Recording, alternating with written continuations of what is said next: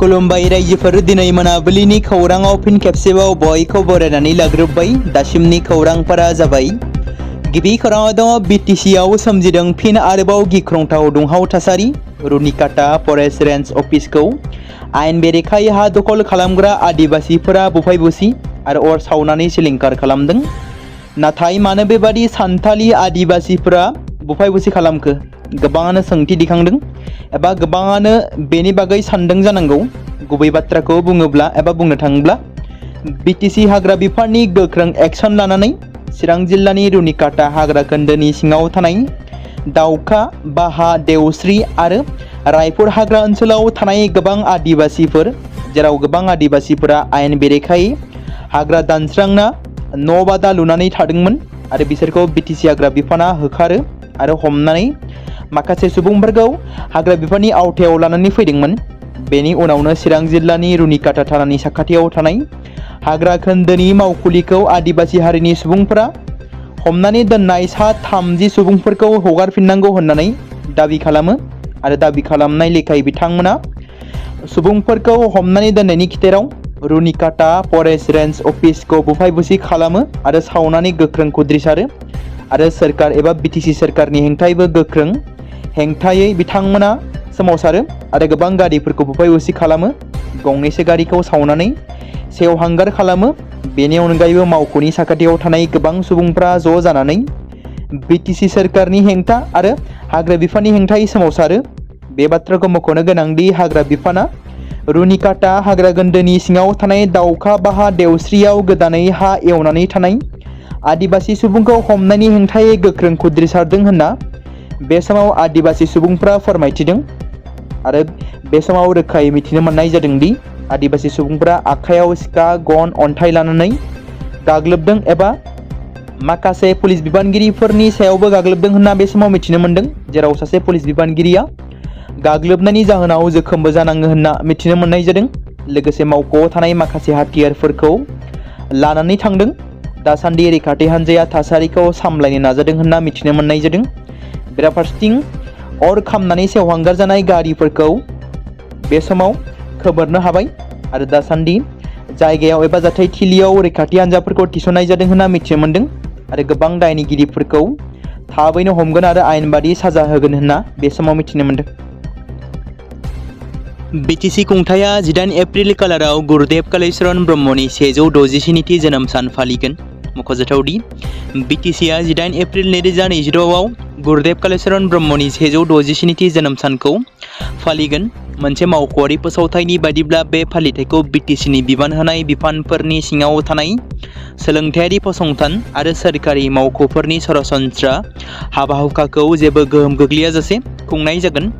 गासै सोमोन्दो गोनां फसंथानफोरखौ गुरुदेव कालीचरण ब्रह्मनि जिउ आरो बिहोमाखौ मान बावनानै सानजौफु समाव बे हाबाफारिखौ गोसो गोरबोजों फालिनो थाखाय बिथोन होनाय जादों।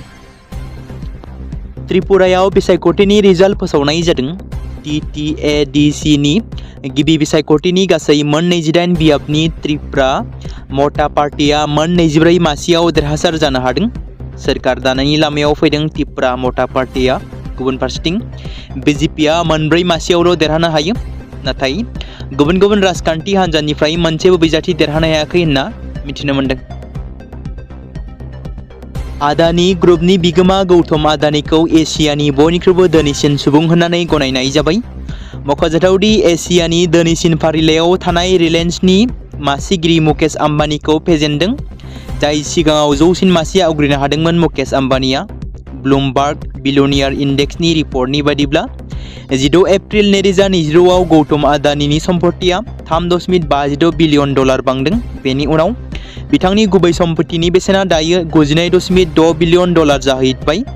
गुबुन फारसेथिं रिलायन्सनि मासिगिरि आम्बानीनि सम्पथिया 90.8 बिलियन डलार। मख'नो गोनांदि बुहुमनि धोनिसिन सुबुंफोरनि गेजेराव गौतम आदानिया आथिखालाव 19थि मासियाव दङ। ब्लुमबार्ग बिलियनियार्स इन्डेक्सनि बायदिब्ला बुहुमनि जौसिन 60 बिलियनियार्स फारिलाइनि गिबि 6 सुबुंनि सम्पथिया 200 बिलियन डलारनिबो बांसिन दं। फारिलाइनि जौसिनाव दङ एलन मास्क, जायनि सम्पथिया 656 बिलियन डलार।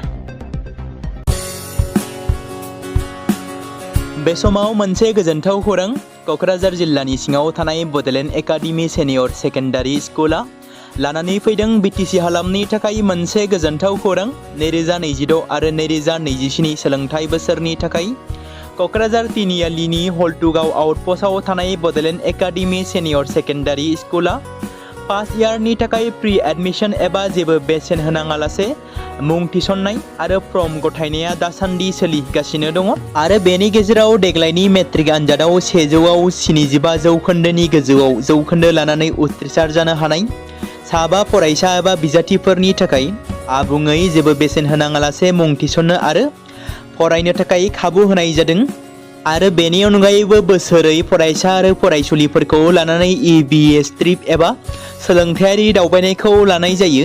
मख'जाथावदि बे बड'लेण्ड एकाडेमि सेनियर सेकेन्डारि स्कुलाव आर्ट्स स्ट्रिमनि थाखाय आयदा हिसाबै इंलिश ML बड', political science education, history, economics, advance बड' गासैबो आयदाखौ मोननो हागोन आरो बे सेकेन्डारि स्कुलाव इंराजि आरो बर' बिजोङा थागोन। मोजां सोलोंथाइ लानायनि अनगायैबो बड'लेण्ड एकाडेमि सेनियर सेकेन्डारि स्कुलाव उफ्रा सोलोंथाइ हिसाबै एनभायरनमेन्ट फिल्ड स्टाडि बायदिखौ लानानै सोलोंथाइ लानो हागोन। बेनि अनगायैबो बे फरायसालियाव हौवासा आरो हिन्जावसाफोरनि थाखाय आलादा आलादायै हस्टेलनि खाबुफोर होनाय जादों। बेनि थाखाय नोंथांमोना आबुङै मिथिबावनो थाखाय एबा थोंजोङै फोनांजाब खालामहर 9101488399 जानबुं नम्बराव।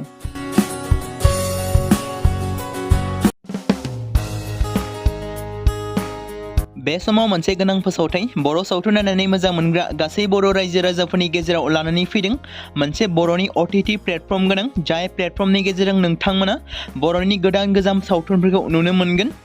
थांनाय माखासे बोसोर सिगां बर'नि गेजेराव लानानै फैनाय निउबो एप बायदिनो फिन आरोबाव लानानै फैदों बर' रायजो राजाफोरनि थाखाय।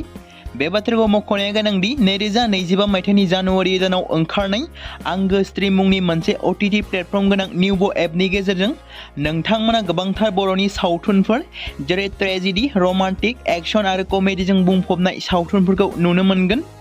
जेरै सनानि नखर, थांखि गैयै समाज, अनसुला आफा, हिर', बिमा बायदि बाजै, अर, थैसाम, वान्टेड, संदान आरो रं नाम्बार बायदि सावथुनफोरा मख'जाथाव। बेफोर सावथुनफोरखौ नायनो थाखाय नोंथांमोना गिबियावनो आंगो स्ट्रिम एपखौ गावनि मबाइलाव थानाय प्ले स्ट'रनिफ्राय डाउनल'ड खालामनानै लोगोसे इनस्टल खालामनानै गावनि मबाइल नाम्बारजों लगइन खालामनानै लाग्रोनांगोन। बेनि उनाव नोंथांमोना गोबांथार नुनो मोनै सावथुनफोरखौ गुगोल पे, फन पे आरो पेटिएमजों रं नाम्बार सावथुनखौ नायनो थाखाय 60 रां आरो संदान सावथुनखौ नायनो थाखाय 80 रां, वान्टेड सावथुनखौ नायनो थाखाय 60 रां, थैसाम सावथुनखौ नायनो थाखाय 60 रां बेबादिनो गोबांथार नुनो मोनै सावथुनफोरखौ नायनो थाखाय सुबिदा खालामनानै होदों आंगो स्ट्रिम प्लेटफर्मा। फिन नोंथांमोननि गेजेराव फोरमायबावनो लादों बर' सावथुन नायनानै मोजां मोनग्रा गासै बर' रायजो राजाफोरनि गेजेराव लानानै फैदों मोनसे बर'नि OTT प्लेटफर्म गोनां जाय प्लेटफर्मनि गेजेरजों नोंथांमोना बर'नि नुनो मोनै सावथुनफोर जेराव गोजाम सावथुनफोरखौ नुनो मोनगोन। बे बाथ्राखौ मख'नाया गोनांदि 2025 मायथाइनि जानुवारि दानाव दिहुनजानाय आंगो स्ट्रिम मुंनि मोनसे OTT प्लेटफर्म गोनां एपनि गेजेरजों नोंथांमोना गोबांथार बर'नि ट्रेजेडि, रमान्टिक, एक्शन आरो कमेडिजों बुंफबनाय सावथुनफोरखौ नुनो मोनगोन। जेरै रं नाम्बार, संदान, वान्टेड, थैसाम, अर, बिमा बायदि बाजै, हिर', अनसुला आफा, थांखि गैयै समाज, सनानि नखर बायदि बायदि सावथुनफ्रा मख'जाथाव। बेफोर सावथुनफोरखौ नायनो थाखाय नोंथांमोना गिबियावनो आंगो स्ट्रिम एपखौ गावनि मबाइलाव थाखानाय प्ले स्ट'रनिफ्राय इनस्टल खालामनानै गावनि मबाइल नाम्बारजों लगइन खालामखांनायनि उनाव नोंथांमोना गोबांथार नुनो मोनै सावथुनफोरखौ गुगोल पे, फन पे आरो पेटिएमजों रं नाम्बार सावथुनखौ नायनो थाखाय 60 रां, संदान सावथुनखौ नायनो थाखाय 80 रां, वान्टेड सावथुनखौ नायनो थाखाय 60 रां, थैसाम सावथुनखौ नायनो थाखाय 60 रां बेफोरबायदिनो अर सावथुनखौ नायनो थाखाय 60 रां पे खालामनांगोन। बेबायदिनो गोबांथार नुनो मोनै बर' सावथुनफोरखौ नायनो थाखाय सुबिदा खालामनानै होदों आंगो स्ट्रिम प्लेटफर्मा।